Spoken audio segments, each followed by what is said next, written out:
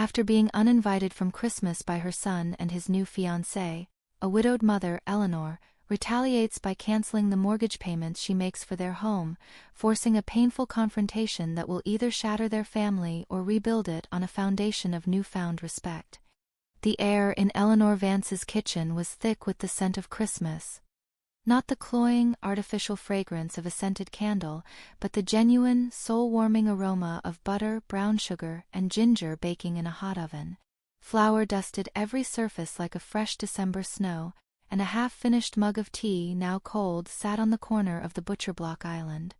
Eleanor hummed along to a crackling Bing Crosby tune on the radio, her hands moving with the practiced, unthinking grace of a woman who had performed these rituals for over 30 years.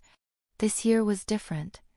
This year, the gingerbread house she was meticulously assembling wasn't for her own dining room table.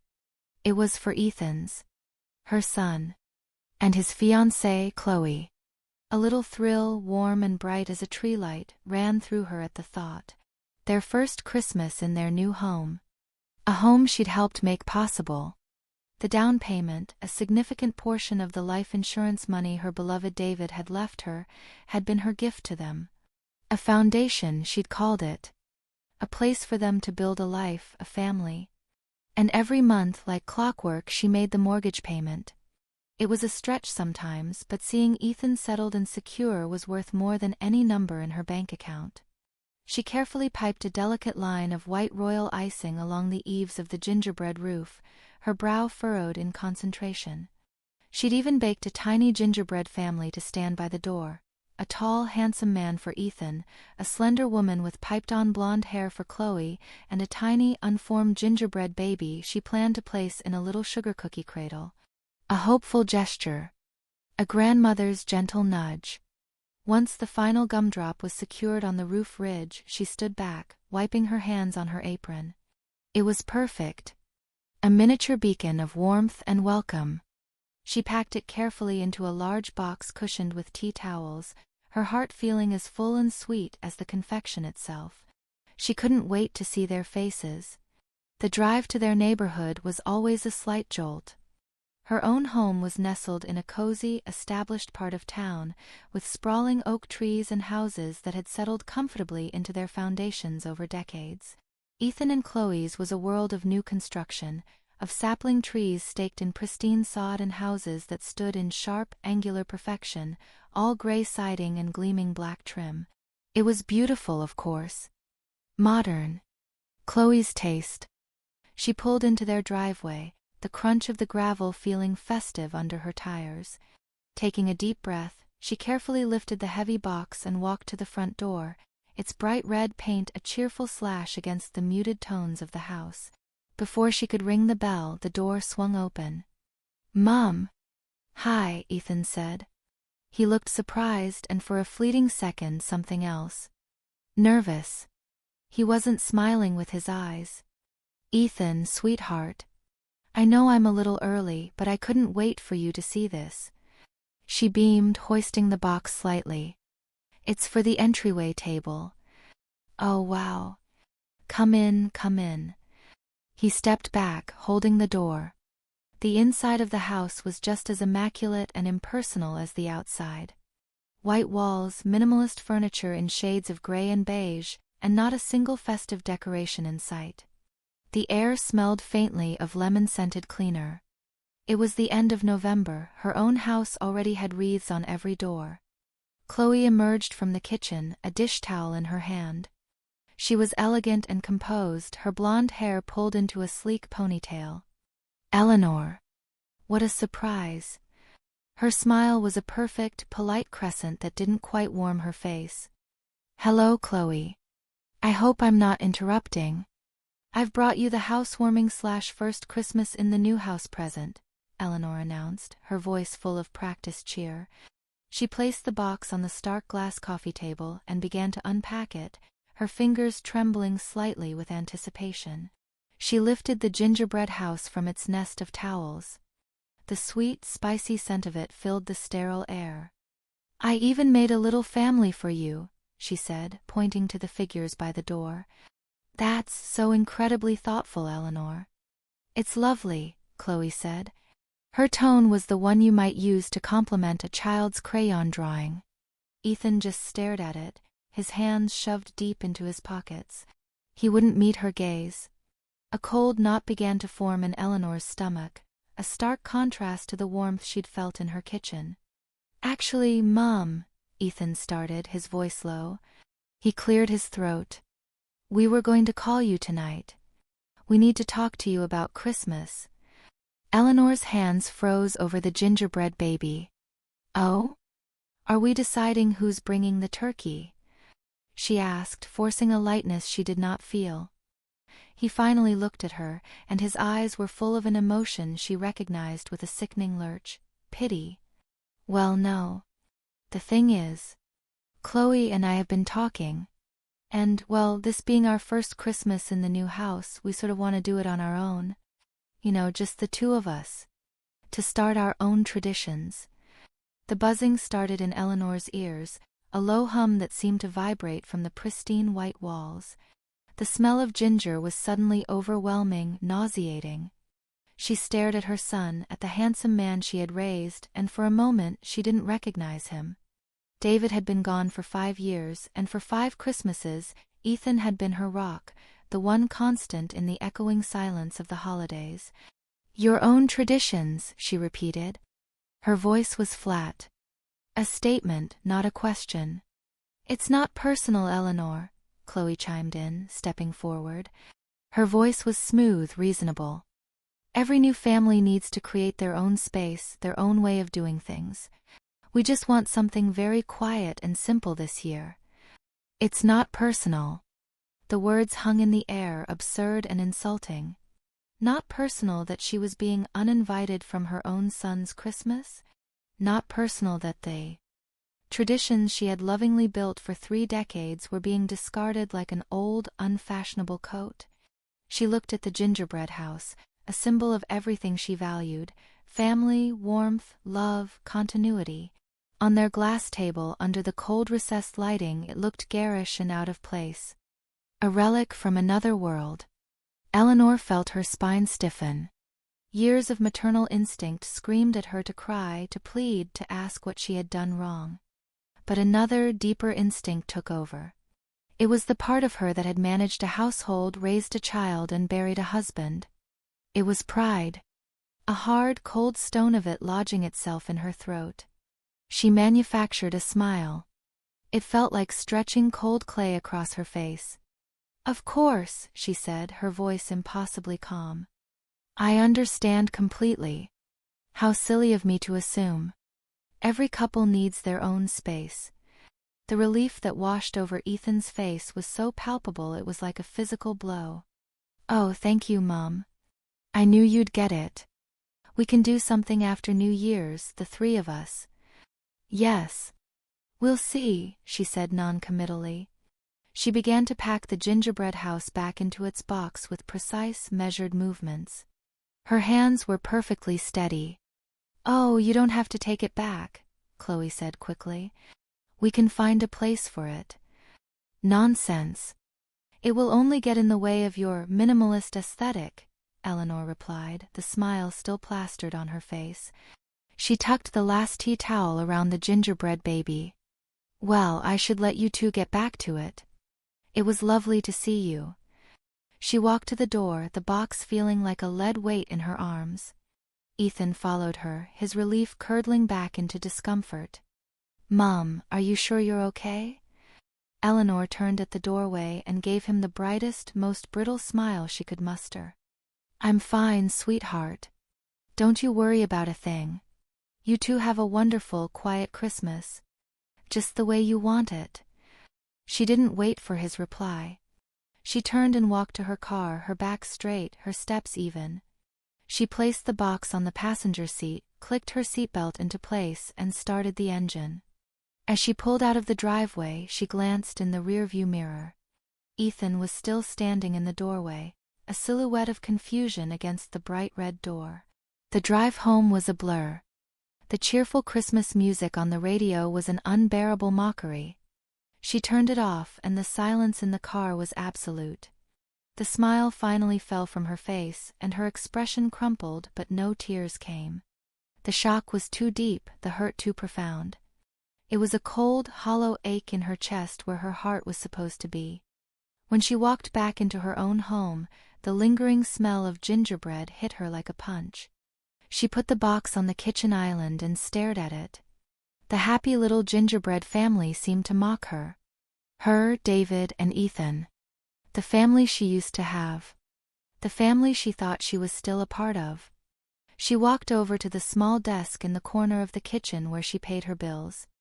Lying on top of a stack of mail was the monthly statement from Ethan's mortgage company, a reminder for the payment due next week. She picked it up, her fingers tracing the exorbitant number. The foundation. The gift that was supposed to secure his future. A switch flipped inside her. The hurt, the shock, the profound sadness, it all coalesced and froze over, hardening into something sharp and clear. It was a decision, instant and absolute.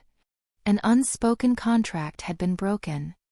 If her presence wasn't welcome, then her presence, all of them, were no longer on the table. She picked up the phone, her hand no longer trembling. With a cool sense of purpose, she looked up the number for her bank's automatic payment department. She would make the call first thing in the morning. Eleanor woke to a gray, unfeeling light filtering through her bedroom window. For a moment, a blissful, empty moment, she forgot. She stretched, her mind still fuzzy with sleep, and thought, I need to get the good butter for the shortbread. Then, like a splash of icy water, the memory of the previous afternoon rushed in. The stark, white living room. Chloe's polite, dismissive smile. Ethan's pained, cowardly eyes. We want to start our own traditions. The warmth drained out of her body, leaving a chill that had nothing to do with the November morning. She lay still, staring at the familiar crack in her ceiling that she and David had always joked looked like the coastline of Italy. The house was silent. It was a silence she was accustomed to, but today it felt different. Heavier. Accusatory. Yesterday, this house had been a staging ground for a family Christmas. Today, it was just a house where a lonely woman lived. She pushed herself out of bed, forgoing her usual routine of opening the curtains to greet the day. She didn't want to greet the day. She pulled on her thick woolen dressing gown, the one Ethan had given her for Christmas 3 years ago, a lifetime ago, and went downstairs. The first thing she saw was the box on the kitchen island. The gingerbread house stood within its cardboard confines like a prisoner on death row. The sweet, spicy scent had faded, leaving behind a stale, sugary ghost. She couldn't bear to look at it. Ignoring it, she moved with a stiff, automatic purpose. She filled the kettle, spooned tea leaves into her pot, and waited for the water to boil. While she waited, her eyes fell again on the desk in the corner. On the mortgage statement. Her decision from the night before hadn't been a fleeting, angry impulse. It had settled in her bones, a cold, hard certainty. This wasn't about revenge. It was about balance. It was about a lesson her son, at the age of 32, had apparently never learned. Actions have consequences. After a single, scalding cup of tea, she sat at the desk. The statement was in front of her, Ethan's name and address printed neatly below the bank's logo. She picked up the phone. Her heart gave a single hard thump against her ribs, a final protest, before settling into a steady, resolute rhythm. She dialed the number for customer service. The automated voice was cheerful and robotic. She navigated the menu with grim efficiency. To speak with a representative, please press 0. She pressed 0. A few bars of tinny, synthesized music played before a human voice came on the line. Good morning, you've reached Consolidated Bank, this is Brenda speaking. How can I help you today? Good morning, Brenda, Eleanor said, her own voice sounding foreign, impossibly calm. I would like to cancel a recurring automatic payment. I can certainly help you with that. May I have the account number the payment is being drawn from? Eleanor read the numbers from her own checking account statement. She provided her name, her address, her date of birth. The security questions were a dull, familiar litany. Okay, Mrs. Vance, I see the payment here, Brenda said, a faint clicking of a keyboard in the background. It's a monthly transfer to a mortgage account for Ethan Vance. Is that correct? Yes, that's correct. And you'd like to cancel this payment permanently? Yes. Permanently. The word felt like a stone dropping into a deep well. All right. Can I ask for the reason, for our records? Eleanor paused. Because my son broke my heart. Because he and his fiancée have erased me. Because they want to start their own traditions, and this is one of them. My financial circumstances have changed, she said simply. I understand, Brenda said, her voice conveying no understanding at all. Okay, Mrs. Vance. I've put in the request. The automatic payment scheduled for December 1st has been cancelled. You will receive a confirmation letter in the mail within 5 to 7 business days. Is there anything else I can help you with today? No, Brenda. That's all. Thank you. She hung up the phone and sat in the profound silence. It was done. A few words to a stranger named Brenda, and a foundational pillar of her son's life had been kicked away. She felt no triumph. Only a vast, hollow emptiness. She stood up and walked to the gingerbread house. She could not have it in her home a moment longer. She lifted it out of the box, the weight of it familiar in her hands. She carried it to the rubbish bin. Without ceremony, she held it over the opening and simply let go. It shattered with a muffled, unsatisfying crunch. She took a rolling pin and methodically smashed the larger pieces, the iced roof cracking, the gumdrop decorations scattering like jewels. The little gingerbread family was pulverized into crumbs. She pushed the sugary debris down, put the lid on the bin, and washed her hands until they were red. The next 2 days passed in a haze of determined distraction. She stripped all the beds and washed every sheet. She polished the silver, even the pieces she never used. She tried to read a novel, but stared at the same page for an hour, the words turning to meaningless black squiggles. She put on the radio, but every Christmas carol felt like a personal insult. The silence was better. Her phone remained quiet. She told herself she was relieved. She told herself she didn't care. The first call came on Saturday afternoon. She was on her knees, scrubbing the baseboards in the hallway, when the phone buzzed on the hall table. The screen lit up with his name, Ethan. Her breath caught. For a wild second she thought he was calling to apologize. To say they'd made a terrible mistake, that of course she was welcome for Christmas. She watched it buzz, her hand frozen in midair until it stopped. A moment later, a notification for a new voicemail appeared. She ignored it. An hour later, it buzzed again. Ethan. She let it ring out. Another voicemail. The first text message arrived shortly after. Just his name followed by a question mark. Ethan? She put the phone on silent. But it was a persistent, malevolent thing. Every so often, the screen would light up from across the room, announcing another call she was ignoring, another text she wasn't reading.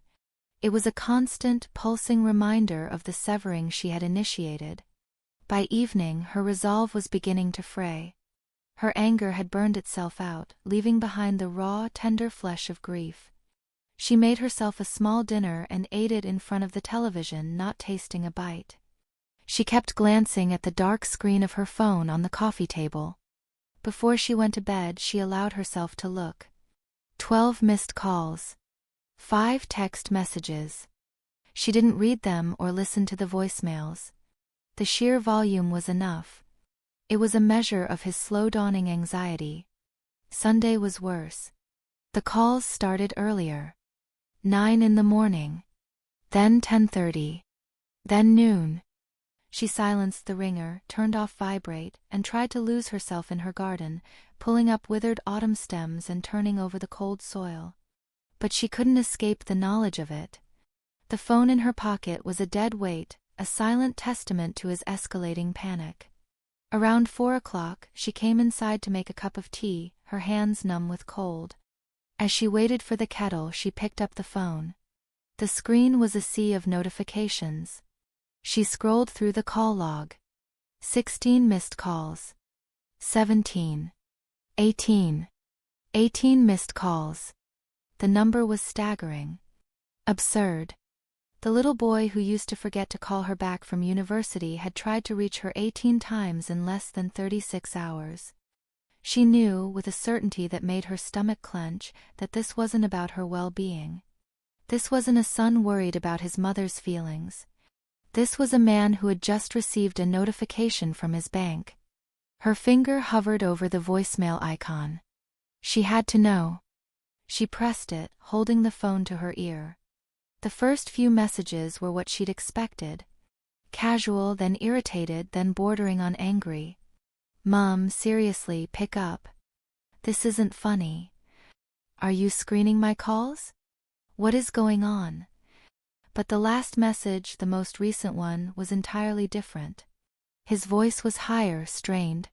The arrogant frustration was gone, replaced by a raw, naked panic she hadn't heard since he was a child who'd woken from a nightmare. Mom, pick up the phone. I just got an email, an official notice from the bank. An alert. It says the recurring payment for the mortgage was cancelled. My mortgage. Did you do that? That has to be a mistake, right? Some kind of bank error? Mom, call me back. This is not a joke. Call me the second you get this. Eleanor ended the message, her thumb pressing the screen with a steady hand. She set the phone down on the counter. The panic in his voice echoed in the silent kitchen. It brought her no pleasure. It brought her no satisfaction. It brought only a profound, crystalline sadness. He hadn't called to say, "I miss you." He hadn't called to say, "I'm sorry." He had called to say, "My money is gone." She looked out the window at the fading light, at the skeletal branches of the old oak tree against the bruised purple sky. The quiet of her house no longer felt lonely. It felt like the calm in the eye of a hurricane. And she knew with absolute certainty that the storm was heading directly for her front door. The quiet in Eleanor's house had transformed. It was no longer a peaceful silence or even a lonely one. It was the charged, humming stillness of a held breath, of the air before a lightning strike. She had washed and put away her dinner dishes, wiped down the already clean counters, and was now sitting in the wingback chair in her living room. A book of poetry lay open on her lap, but her eyes were fixed on the dark window, watching her own ghostly reflection stare back. She was waiting. She knew he wouldn't call again. Panic like that required a physical confrontation. She didn't have to wait long. The sound of the car was the first sign, a furious crunch of tires on the gravel of her driveway as it took the turn far too fast. A car door slammed with a crack that echoed in the cold night air. Heavy, frantic footsteps pounded up the stone walkway. Then the doorbell rang. It wasn't a polite chime, but a furious, insistent stabbing, a rapid-fire ding-dong that vibrated through the frame of the old house. Eleanor took a single, slow breath, calming the frantic bird that had begun to beat its wings against her ribs. She placed a bookmark between the pages of her unread book, closed it, and set it carefully on the table beside her. She smoothed the front of her cashmere sweater, stood up, and walked to the door, her footsteps measured and unhurried. She felt a strange, icy clarity, as if she were an actress on a stage, perfectly rehearsed for the scene she was about to play. She turned the deadbolt and opened the door. Ethan stood on her doorstep, illuminated by the warm yellow glow of the porch light. He looked terrible. His hair, usually so perfectly styled, was a mess, as if he'd been running his hands through it repeatedly. His expensive coat was unbuttoned, and his face was pale except for 2 angry blotches high on his cheeks. His eyes, her eyes, were wide with a desperate fury. He didn't wait for an invitation, pushing past her into the familiar warmth of the entryway. "What did you do?" he demanded, his voice a ragged gasp. He smelled faintly of fear. Eleanor closed the door softly behind him, the click of the latch sounding unnaturally loud in the charged atmosphere. She turned to face him, her expression placid. "Hello, Ethan. I'm not sure what you mean. Don't play games with me, Mom, he seethed, whirling around to face her. The mortgage. The bank. They sent me a formal notice. The automatic payment from your account has been cancelled. Is this some kind of sick, twisted joke? It was no joke, she replied, her voice even. She walked past him into the living room, gesturing toward the sofa. Would you like to sit down? No, I don't want to sit down, he shouted, following her, his arms flailing slightly at his sides. I want you to tell me why you would do something so insane, so manipulative. You're trying to ruin us. Is that it? You're trying to make us lose the house. Eleanor finally turned to face him fully, her hands clasped loosely in front of her. The calm she projected seemed only to fuel his frantic anger. The house you live in, she stated, her voice dangerously quiet, is one you cannot afford on your own. I made it possible for you to live there. It was a gift. A gift? Is that what you call it? He scoffed, a bitter, incredulous laugh escaping his lips. A gift you can snatch away the second you don't get your way? That's not a gift, that's a weapon. This is about Christmas, isn't it? This is you throwing a tantrum and punishing me because we wanted one holiday to ourselves. The accusation hung in the air, so simplistic, so utterly devoid of understanding, that it finally pierced through Eleanor's icy composure. A deep, resonant anger, cold and pure, began to uncoil in her chest. One stupid holiday, she repeated, her voice dropping to a near whisper. He had to strain to hear her. Do you really think that's what this is about, Ethan?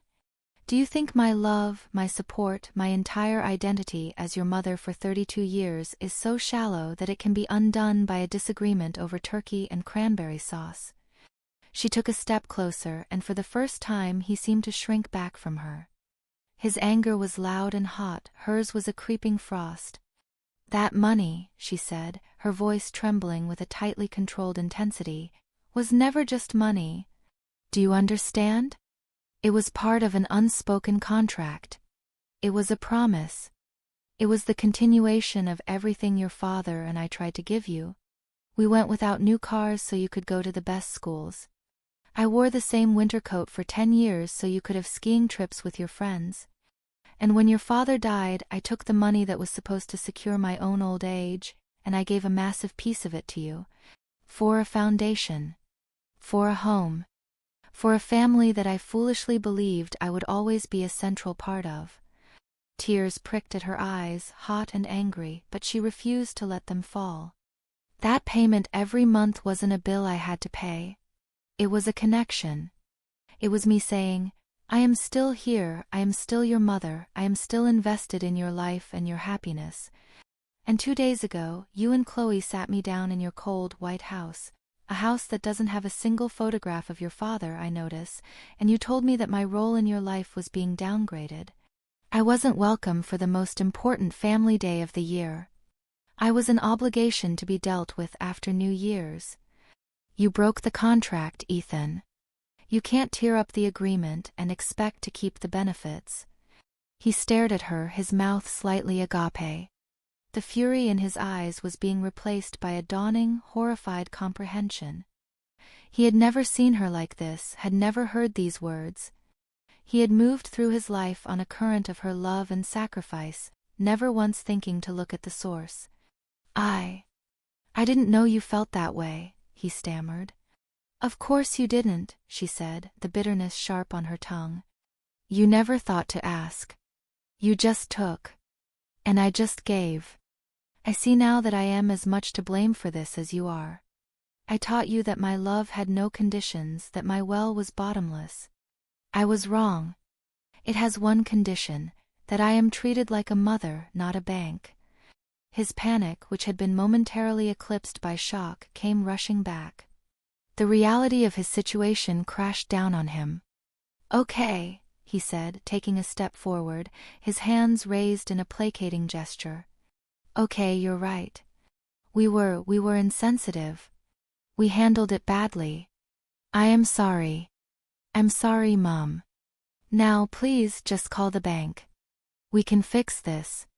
You can still come for Christmas, whatever you want.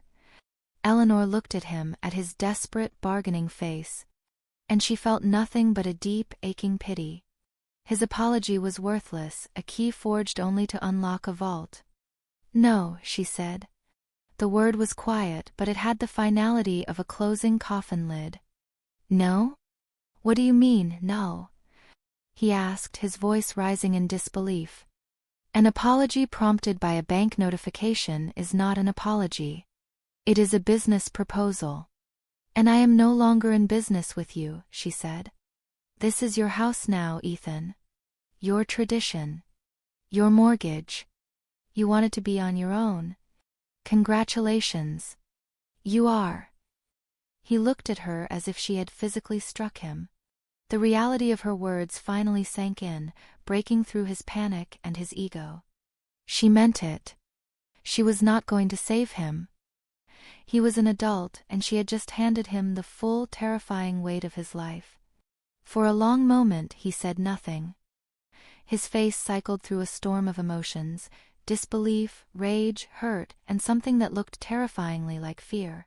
Finally, his expression hardened into a mask of wounded pride. You'll regret this, he whispered, his voice shaking. You'll be all alone, and you'll regret this. He turned without another word and strode out of the house, slamming the front door so hard that a small porcelain vase on the entryway table rattled on its base. Eleanor stood frozen in the center of her living room, listening to the roar of his car engine as he sped away, leaving only silence in his wake. The adrenaline that had sustained her drained away, and a deep, shuddering exhaustion took its place. She sank heavily into the wingback chair, her body trembling. The battle was over. She had not yielded. She had not broken. But as she sat there, alone in the deafening quiet, she couldn't escape the harrowing thought that in winning, she might have just lost everything. The 10-minute drive from his mother's house back to his own felt like an eternity. Ethan drove on pure, unthinking instinct, his hands gripping the steering wheel so tightly his knuckles were white mountains on a pale ridge. His mother's words echoed in the enclosed space of the car, a merciless, repeating litany that drowned out the hum of the engine. I am no longer in business with you. Congratulations. You are. Each phrase was a perfectly aimed blow. He had gone there expecting a fight, perhaps some tears, a guilt trip he could weather and ultimately manage. He had anticipated a negotiation. He had not, in his wildest imaginings, anticipated a declaration of independence. His mother, the soft, predictable bedrock of his entire life, had revealed a core of pure, unyielding granite. The shock of it left him breathless. He screeched into his pristine driveway, the sound of the tires on the gravel an ugly scar on the neighborhood's evening quiet. He slammed the car door and stormed towards the house, the red front door that had once seemed so cheerful now looking like an open wound. As he stepped inside, the contrast was jarring. The air was cool and smelled faintly of the eucalyptus and white tea diffuser Chloe kept on the console table. Everything was in its place. The minimalist art on the walls, the geometrically arranged cushions on the sofa, the sleek, empty surfaces.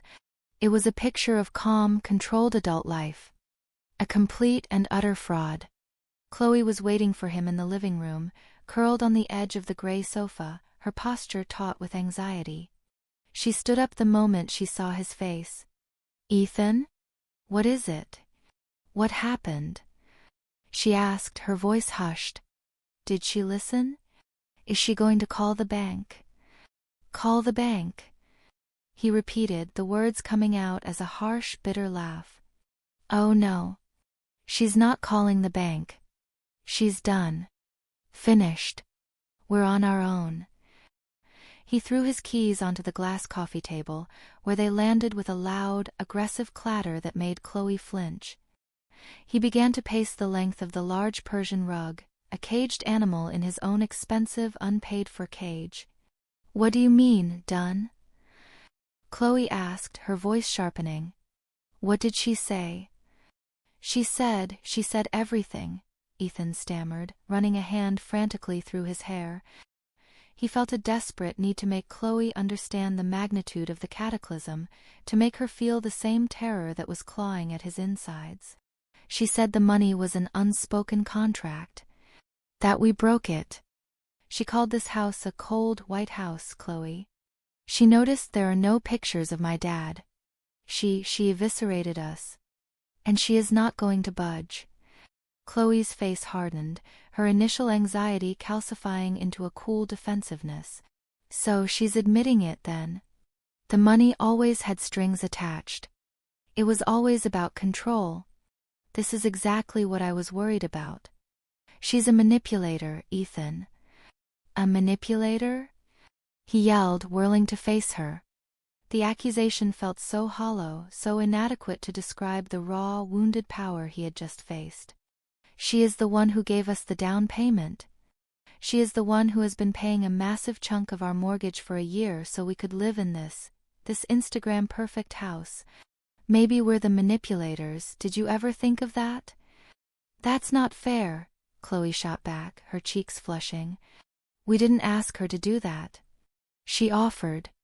And I never wanted a house this big in the first place. This was about you, about keeping up with your friends from business school. And you were the one who had to have this neighborhood, this specific model, with the upgraded kitchen and the quartz countertops. The argument spiraled, their voices rising in the high-ceilinged room, each accusation a desperate attempt to shift the unbearable weight of the blame onto the other.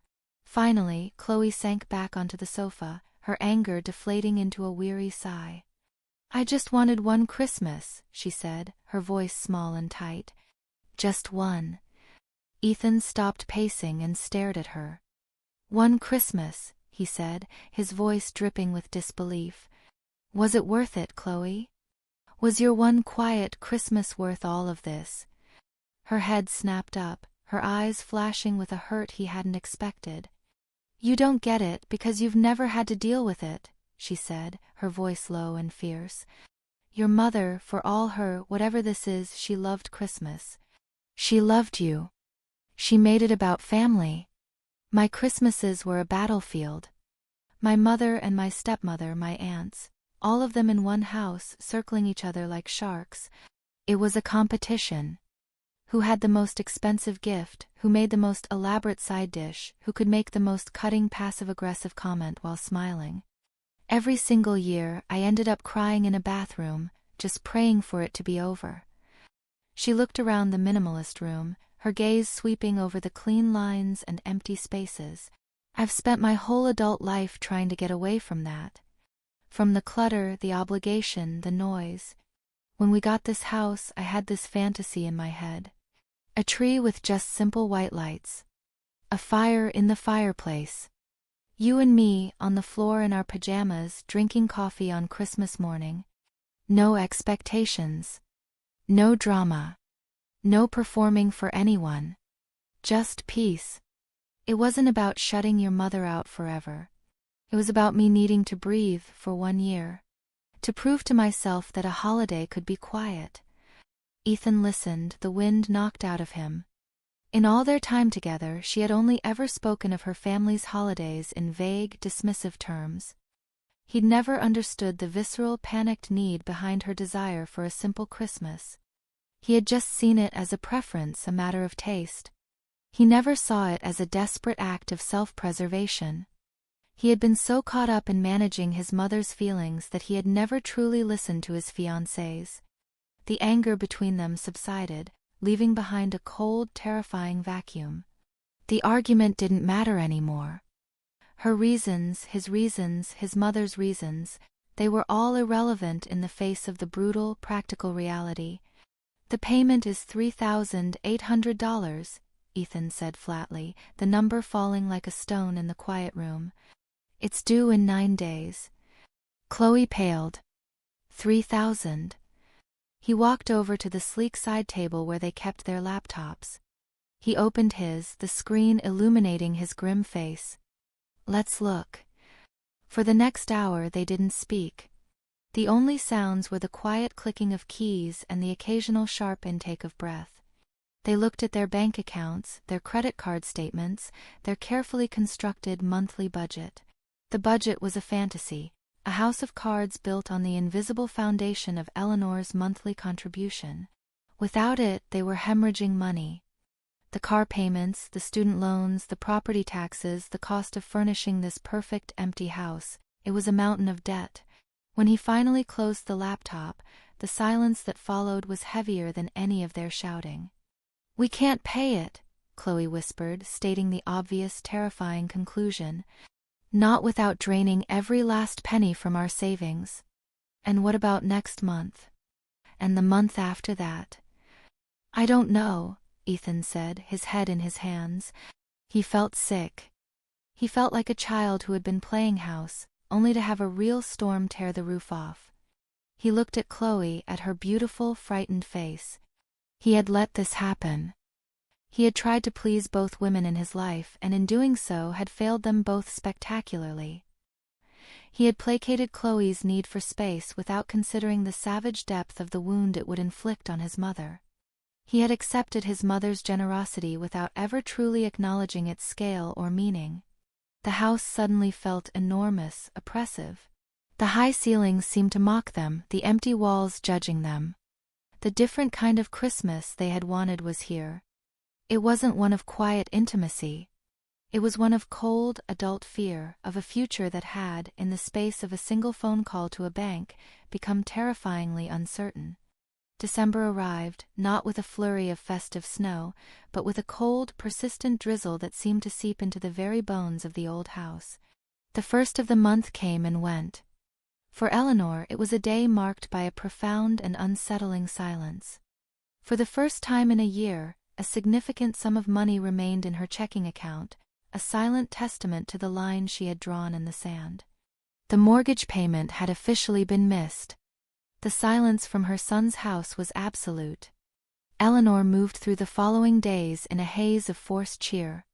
She was determined not to let him win, not to let his actions steal the season from her. She retrieved the boxes of decorations from the attic, the familiar scent of dusty pine and cinnamon sticks rising to greet her. She put on a record of choir music, the soaring descants echoing in the empty rooms.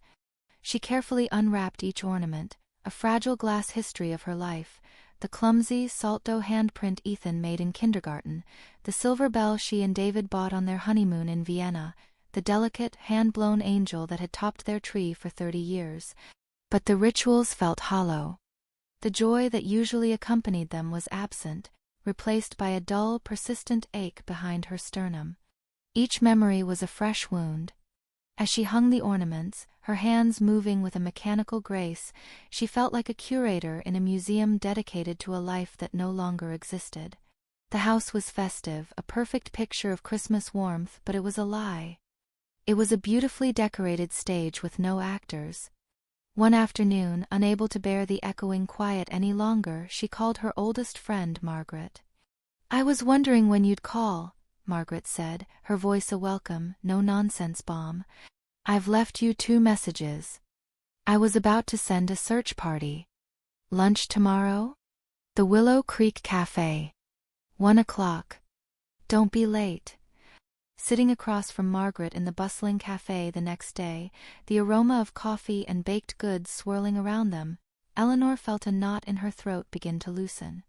Margaret, a widow herself for over a decade, had a way of looking at the world with a pragmatism that was both infuriating and deeply comforting. "All right, Eleanor, out with it," Margaret said after they had ordered. "You look like you've been wrestling with angels, and I'm betting you lost." Hesitantly at first, then in a flood of pent-up words, Eleanor told her everything. The gingerbread house, Chloe's cool dismissal, Ethan's cowardly explanation, the 18 missed calls, the terrible fight. She laid the whole ugly story out on the table between the salt shaker and the sugar bowl. Margaret listened patiently, her shrewd eyes never leaving Eleanor's face. When Eleanor finally fell silent, drained and exhausted, Margaret took a long sip of her tea. "Well," she said, setting her cup down with a decisive click. "The boy's a damned fool. Takes after his father in that, God rest his soul. And the fiancée sounds like she's wound tighter than a cheap watch." A wave of relief washed over Eleanor. Validation. Exactly. You see. I see a mess, Margaret corrected gently. I see a lot of hurt people acting foolishly.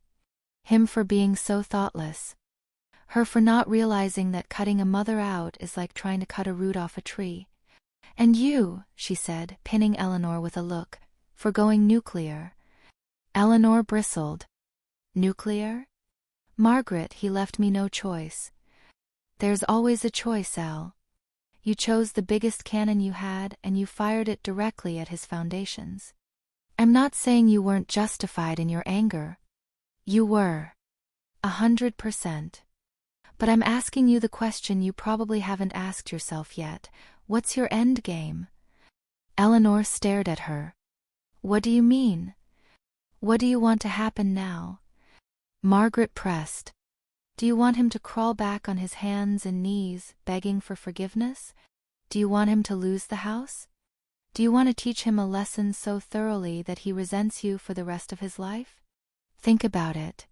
When the dust settles, what's left? Do you want to be right, or do you want to have a son? Margaret's words circled in Eleanor's mind for the rest of the week. Do you want to be right, or do you want to have a son? She had been so consumed by the fire of her own righteous anger that she hadn't thought beyond the battle itself. She had wanted him to feel the consequences, and now he was. But she hadn't truly considered the cost. The consequences were colder and more humiliating than Ethan could have imagined. After a week of frantic, whispered arguments with Chloe and sleepless nights staring at the ceiling, he had made an appointment at the bank. He put on his best suit, the one he wore for major client presentations, as if he could somehow project a confidence he did not feel. He sat in a small glass-walled office opposite a painfully young-looking loan officer named Mr. Davies, whose smile was relentlessly polite and utterly devoid of warmth. Ethan explained the situation, carefully editing the story to a vague, palatable fiction about a temporary family financial issue and a miscommunication. Mr. Davies listened, nodding, his fingers tapping a rhythm on his keyboard. I see, Mr. Vance. And you're requesting a deferment on this month's payment? Yes, or a grace period. Whatever you can do. The payment will be made, it's just a little delayed. Mr. Davies' eyes scanned the screen. I see the loan's guarantor is a Ms. Eleanor Vance? My mother, yes. And the account the payments were drawn from is also hers. Sir, according to the loan agreement, without the guarantor's contribution, the debt-to-income ratio for you and Ms. Albright is, well, it's considerably outside our acceptable parameters for a mortgage of this size. The polite smile never wavered. I'm afraid a deferment isn't possible at this stage. The payment is now officially late. After 30 days, it will be reported to the credit agencies. After 90 days, we would have to begin foreclosure proceedings. Foreclosure. The word landed on Ethan's chest like a physical weight, knocking the air from his lungs. It was a word from the news, a thing that happened to other people. It wasn't supposed to happen to him. He walked out of the bank into the drizzling rain, his expensive suit feeling like a ridiculous costume. He was not a successful young professional. He was a boy who had been playing house. That evening, Eleanor found herself drawn to the attic. She was looking for a box of old tablecloths, but instead, her hand fell upon a heavy leather-bound photo album. She sat on a dusty trunk under the single bare bulb and opened it. There they were. David and a much younger her beaming, holding a tiny swaddled Ethan. Ethan's first Christmas, a look of pure wonder on his face as he stared at a string of lights. Ethan, age 7, with a gap-toothed grin, proudly holding up a lopsided gingerbread man. Page after page of a life built, a family forged. She realized, with a jolt of uncomfortable clarity, that since David's death, her focus on Ethan had become laser-sharp, almost desperate. Her gifts, her support, her constant presence, they weren't just for him. They were for her. They were the glue she used to hold her own life together, a way to prove she was still essential, still needed, still the matriarch of a family that now consisted of only 2. The mortgage payment was a gift, yes, but it was also a tether.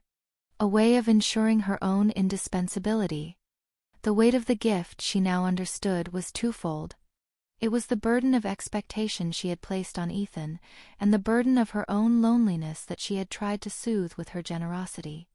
This didn't absolve him of his cruelty, but it shaded the entire conflict in more complicated hues of gray.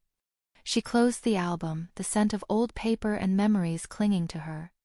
Margaret's question returned, no longer a challenge but a simple, heartbreaking query. "What do you want?"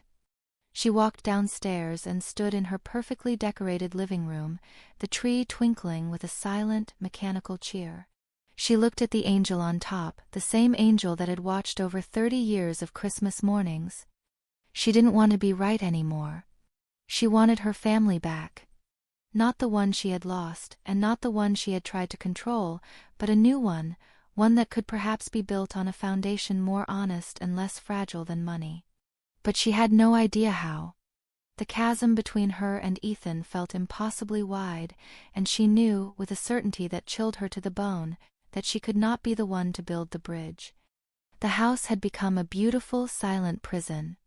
In the 2 weeks since the confrontation with his mother, Ethan and Chloe had developed a strained, careful choreography, moving around each other with the practiced avoidance of strangers on a train. The air was thick with unspoken resentments and the grinding, omnipresent terror of the number on their bank statement.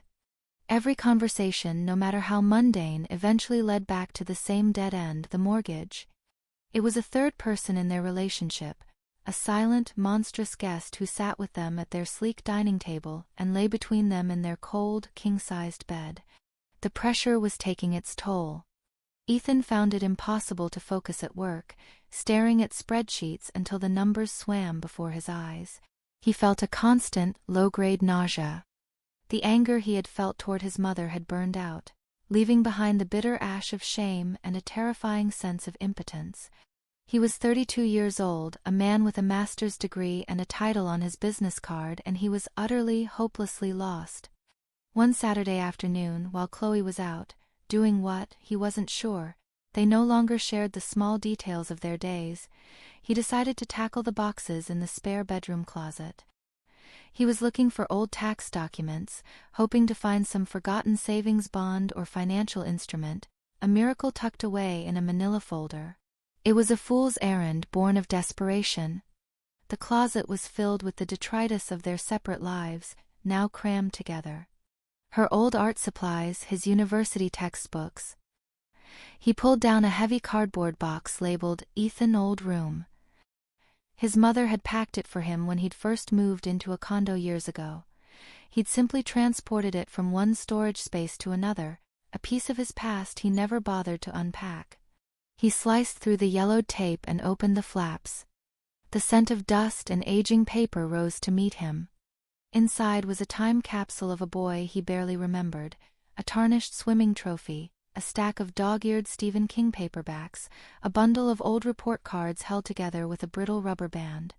At the very bottom, beneath a faded college sweatshirt, was a small navy blue photo album. He didn't remember it at first. It wasn't one of the grand, leather-bound volumes his mother kept in the living room. He sat down on the floor amidst the boxes and opened it. The first page had a single photo and a caption written in his mother's familiar, elegant script. It was a picture of him, no older than 5, sitting on his father's shoulders, his small hands stretched high to place a cardboard star on top of their Christmas tree. His father's head was thrown back in laughter. His mother, who must have been taking the picture, was visible in the reflection of a glass ornament, her smile wide and radiant.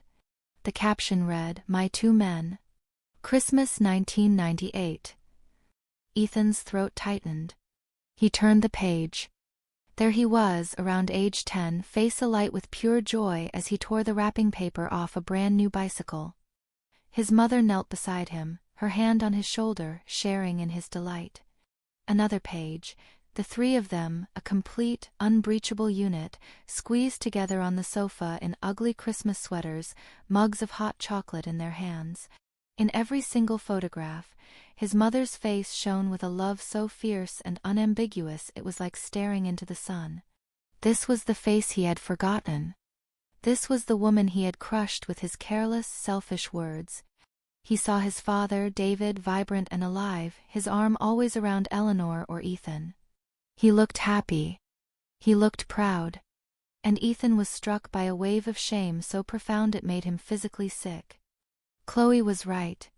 In their entire, meticulously curated house, there was not a single photograph of his father. In his quest for a new, clean, modern life, he had allowed his own past, his own foundation, to be packed away in a dusty box. Flipping through the small, worn album, he finally truly understood. He saw with devastating clarity that the fight, the money, the house, it was all just a symptom. The disease was his own ingratitude. His mother hadn't been buying his love or controlling his life. She had been trying desperately to hold on to this feeling, this history, this sacred entity they called a family. And he, in his arrogance, had treated it like a piece of outdated furniture, to be stored in the attic to make room for something new and shiny. The memory of his apology in her living room made his skin crawl. He hadn't been sorry for what he'd done, he'd been sorry he got caught. He'd offered her Christmas back like a hostage negotiator, a cheap bargaining chip to get what he wanted. He hadn't acknowledged her pain at all, only his own panic. He had to fix it. Not the mortgage. Not the house. It. The gaping, ugly wound he had torn in the fabric of their family. He stood up, leaving the box and its contents scattered on the floor. He went to the desk in their home office, bypassing the sleek laptop. He opened a drawer and took out a heavy piece of stationery and a pen. A phone call wasn't enough. He needed the permanence of the written word. He sat for a long time, the empty page staring back at him. He started twice, crumpling the paper in frustration. Finally, the words began to come, clumsy and raw. "Dear Mum," he wrote. "I don't know where to begin, or if you'll even read this. I don't blame you if you don't. The things I said and the way I've acted have been unforgivable. I am so sorry. I was in the attic today and I found the old blue photo album you made me when I graduated. The one with the picture of me and Dad with the Christmas tree. I sat on the floor and looked through every single page. I saw what a happy kid I was. I saw how much you and Dad loved me and how much you loved each other. And all I could feel was a deep and terrible shame. You were right. About everything. I took you for granted. I took the money for granted. I treated your love like it was something I was entitled to, and not the incredible gift it has always been. When I told you we wanted our own traditions, I didn't realize I was telling you that yours, the ones you built for me my entire life, were worthless. It was a cruel and stupid thing to do, and I will regret it forever. This isn't about the house or the money. You can let the bank take the house. I don't care anymore. It's just wood and plaster. What I care about is what I've done to us. I broke something and I don't know if it can be fixed. I don't expect you to forgive me. I just needed to say this. I needed you to know that I see it now. I see everything. Ethan." He folded the letter and slid it into an envelope. He didn't show it to Chloe. This was his mess, his to clean. That evening, as the same cold drizzle from the beginning of the month began to fall, he drove across town. He parked his car down the street from his mother's house, the familiar windows glowing with the warm, steady light of her Christmas tree. He couldn't bring himself to ring the bell, to face the quiet judgment in her eyes. He walked quickly up the path, his heart hammering in his chest. He slid the envelope through the brass mail slot in her front door. It landed with a soft, definitive thud on the floor inside. As he drove away, the familiar streetlights blurring through the rain on his windshield, he felt no relief. Only the terrifying, hollow vulnerability of a man who has sent his last desperate signal out into the dark, with no way of knowing if anyone is listening. The olive branch had been extended. Now all he could do was wait for the flood. Eleanor was in the kitchen, wiping down the counters after her simple dinner, when she heard the sound. A soft but distinct thud from the front hall. It was the sound of the brass mail slot closing. Her heart gave a sharp, nervous leap. It was nearly 9 o'clock at night, it was far too late for the postman. Her first thought was of a leaflet or perhaps a neighborhood notice. But a primal, maternal instinct told her otherwise. Wiping her damp hands on a tea towel, she walked slowly into the hall. There on the polished hardwood floor, illuminated by the soft glow of the living room lamp, was a single plain white envelope. No stamp, no address. Just her name written in a familiar masculine scrawl that was undeniably Ethan's. She stared at it for a long moment, her breath held tight in her chest. A dozen scenarios played out in her mind. Was it a plea for money? A bitter, angry screed? An olive branch? She felt a confusing mix of dread and a fragile, tentative hope. With a hand that trembled slightly, she bent down and picked it up. She carried it into the living room as if it were a delicate, unexploded ordnance. She didn't sit in her usual reading chair but on the edge of the sofa, perching as if ready to flee. She slid her finger under the flap and pulled out the single folded sheet of heavy paper. As she read the first few lines, her carefully constructed defenses began to crumble. This was not the voice of the panicked, entitled son who had stood shouting in her house. This was a different voice, one she hadn't heard in years, vulnerable, uncertain, and stripped of all pretense. When she read the part about the little blue photo album, about his father, about the Christmases of his childhood, the hot tears she had refused to shed for weeks finally came. They weren't tears of anger or even of sadness, but of a profound, aching relief. He wasn't just apologizing for the consequences, he was apologizing for the wound itself. He understood. He finally understood. The line, "You can let the bank take the house. I don't care anymore," was the one that broke her completely. She dropped the letter into her lap, a quiet sob escaping her lips. The money had been a symptom, a symbol, and by relinquishing his claim on it, he was proving he finally saw that. She slept that night more soundly than she had in a month, the letter on her bedside table. The next day she read it again, and then a third time, letting the sincerity of his words sink in, allowing them to begin the slow, painful work of healing the gash he had left in her heart. The rage was gone, replaced by a vast, tender sadness for them both, for the years of unspoken things that had grown between them like weeds. A single letter could not fix all of that. On Tuesday morning, she made her decision. She picked up her phone and sent a short text message, her thumb steady. "I received your letter. Let's meet. The Willow Creek Cafe. Thursday at 2. His reply came less than a minute later. "Okay. I'll be there." The Willow Creek Cafe was Eleanor's choice for a reason. It was neutral ground, a place of warm lighting and the comforting clatter of cups and saucers, a place where raised voices would be impossible. When she arrived, Ethan was already there, sitting at a small table in the corner. He stood up when he saw her, his movements awkward and uncertain. He looked tired, older than he had a month ago, with dark circles under his eyes. "Mom," he said, his voice quiet. "Ethan," she replied, sliding into the chair opposite him. The first few minutes were excruciatingly stilted. A waitress came and they ordered coffee, their eyes fixed on the menus as if they contained the secrets of the universe. When the waitress left, a heavy silence descended. Eleanor decided to be the one to break it. She folded her hands on the table, her gaze direct. "Your letter," she began, her voice clear and steady. "It was what I needed to hear. Thank you for writing it." Ethan looked down at his hands. "I meant every word." "I know you did," she said. "And I need you to know that this wasn't just your fault. I see that now." He looked up, surprised. "Since your father died, I've been so afraid of being erased, of becoming irrelevant. And I think my help, my gifts, they became a way for me to feel needed. A tether. I was holding on too tightly, Ethan. And when you tried to pull away, I panicked. I used the one tool I had to pull you back." He shook his head. "That doesn't excuse what I did. What we did. I never stopped to think about how it must feel for you, alone in that big house, especially at Christmas. I just thought about what I wanted. What Chloe wanted." He paused, then continued. She had difficult Christmases growing up. A lot of family drama. She was trying to run away from that, and I let her run right over you. It's not an excuse. But it's the reason.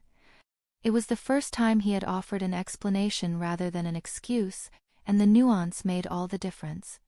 For the first time, Eleanor saw Chloe not as a villain, but as another flawed person with her own history, her own wounds. Their coffee arrived, and the small interruption gave them a moment to breathe. When the waitress was gone, Eleanor looked at her son, the man who was now facing the potential loss of his home. "So," she said, her tone shifting from emotional to practical. "The house." Ethan flinched almost imperceptibly. "I've been to the bank," he said, his voice low with remembered humiliation. "It's not good. But we'll figure it out. We'll sell if we have to. That's my problem now, not yours." "No," Eleanor said firmly. "It's our problem. I will not stand by and watch you lose your home. But things have to be different now." She leaned forward slightly, her eyes locking with his. "I will reinstate the payments to save the house on one condition. It is no longer a gift. It is a loan. We will go to a lawyer and we will draw up a formal agreement. You will pay me back every month with a low but fair rate of interest. It may take you years, but you will pay it back. The weight of that house belongs on your shoulders, Ethan. I can help you bear it, but I cannot carry it for you anymore." He stared at her, and she saw a flicker of the old panic in his eyes, quickly replaced by something else, understanding. And relief. This wasn't a punishment. It was a graduation. It was a path forward, one built on respect and responsibility, not on obligation and guilt. "Okay," he said, his voice thick with emotion. He nodded, more to himself than to her. "Yes. Okay. That's more than fair. Thank you, Mum." They finished their coffee in a much more comfortable silence. The great, unmovable weight between them had been addressed, its terms negotiated. The raw wound was no longer festering. It had been cleaned and stitched, though a tender, angry scar would surely remain for a long time. When they stood to leave, the awkwardness returned. The chasm was still there, narrowed but not closed. A hug felt like too much, a simple goodbye not enough. As they stood on the pavement outside, the December air cold on their faces, Ethan hesitated, then reached out and gently squeezed her arm. "I'll call you," he said. "You do that," Eleanor replied, managing a small, genuine smile. She watched him walk to his car, his shoulders a little less slumped than when he'd arrived. She did not feel a sense of victory, nor the warm, uncomplicated glow of a happy ending. She felt a quiet, sober hope. They had come to the table and negotiated a peace. The long, difficult work of rebuilding was just beginning. Christmas Eve found Eleanor in her kitchen, humming softly to a carol on the radio. The air was filled with the warm, comforting scent of roasting vegetables and thyme. A small, perfect roast chicken, glistening with butter, rested on the counter. A single place was set at her small kitchen table, with her best china and a linen napkin. The frantic, hopeful energy of a month ago was gone, replaced by a quiet, settled peace. The silence in the house no longer felt like a void, but like a gentle blanket. Her phone buzzed with a text message from Margaret.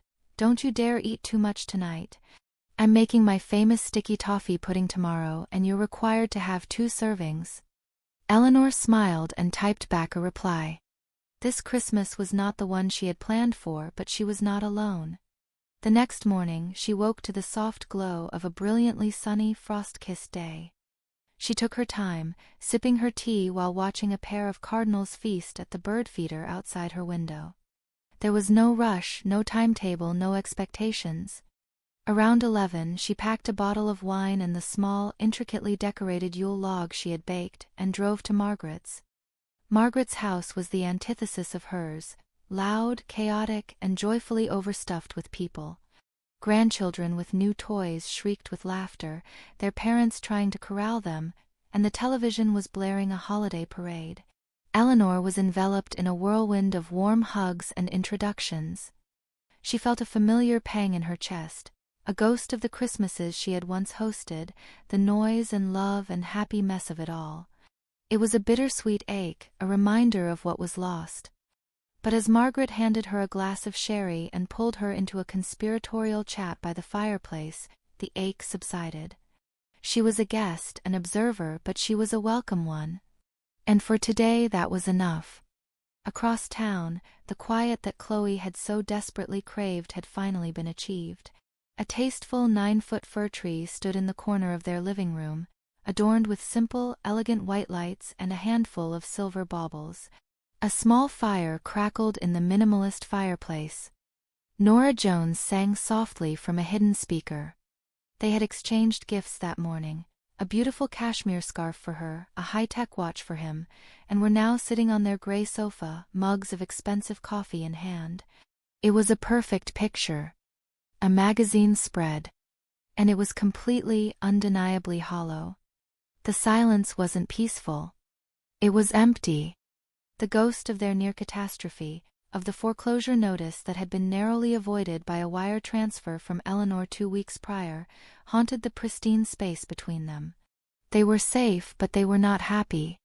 Chloe looked from the perfect tree to Ethan's face.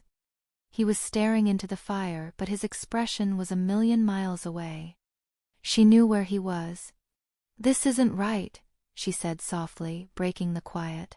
Ethan turned to look at her, his eyes full of a sadness that mirrored her own. "I know. I had this fantasy," she confessed, her voice barely a whisper, "of what this would be like. Just us. No demands, no drama. I thought it would feel free. But it just feels vacant." She looked at him, her eyes shining with unshed tears. "In trying to escape my family's crazy traditions, I think I blew up yours. He's your father, Ethan. You should have his picture in our house. And you should be with your mother today." His shoulders slumped with a relief so profound it was almost painful. He had been waiting for this, wanting it, but he had been terrified to be the one to suggest it, to break the fragile peace they had brokered. "Are you sure?" She nodded, managing a small, watery smile. "Go. She shouldn't be alone today." It was late afternoon when the doorbell rang at Margaret's house. Eleanor, who had been engrossed in a surprisingly competitive game of charades, excused herself to answer it. She expected one of the neighbors, but when she opened the door, Ethan was standing on the porch. He was alone, holding a small, awkwardly wrapped gift. He looked nervous. "Hi, Mum. I hope I'm not interrupting." "Ethan," she said, her voice catching slightly. She stepped outside onto the cold porch, pulling the door partially closed behind her to muffle the happy chaos inside. "What are you doing here?" I wanted to see you," he said. "And to bring you this." He handed her the gift. Her fingers fumbled with the paper, her heart thumping a slow, heavy rhythm. Inside was a simple, elegant silver frame. And in the frame was the photo from the blue album, a young Eleanor and David laughing, with a 5-year-old Ethan on his father's shoulders, reaching for the Christmas star. "Oh, Ethan," she whispered, her fingers tracing the glass over her late husband's smiling face. "I thought he should be here," Ethan said, his voice thick. "With you." She looked up at her son, at the man he was becoming, and saw not just regret in his eyes, but a deep, quiet love. A love that had been tested and had, by some miracle, endured. "Come home with me," she said, the words surprising them both. "Let me make you a cup of tea." He didn't stay for long. Back in the quiet of her own house, she brewed the tea just the way he liked it, with milk and 1 sugar. They sat at the kitchen table, the framed photograph standing between them like a quiet, benevolent chaperone. They didn't talk about the fight, or the loan, or the pain that had passed between them. He told her about Chloe's disastrous attempt to bake cinnamon rolls that morning. She told him about Margaret's grandson getting a drum kit from Santa. They talked about small, simple, ordinary things. It was awkward and hesitant and more honest than any conversation they'd had in years. When it was time for him to go, he stood in the entryway. "Merry Christmas, Mom," he said, and this time the words were not a hollow pleasantry. They were a promise. "Merry Christmas, sweetheart," she replied, and for the first time in a long time, her smile reached her eyes. After he left, Eleanor did not feel the familiar pang of loneliness she had expected. She walked into the living room, the framed photograph in her hands, and placed it on the mantel, right in the center where it belonged. The house was silent once more, but it was a different kind of silence now. It was not empty. It was full of the lingering warmth of her son's presence, the memory of her husband's smile, and the quiet, unshakable hope of a new beginning. The family had been broken, yes, but it had been reset. And the place where the bone had healed felt stronger than it ever had before. It was the first day of a new and much more precious kind of Christmas,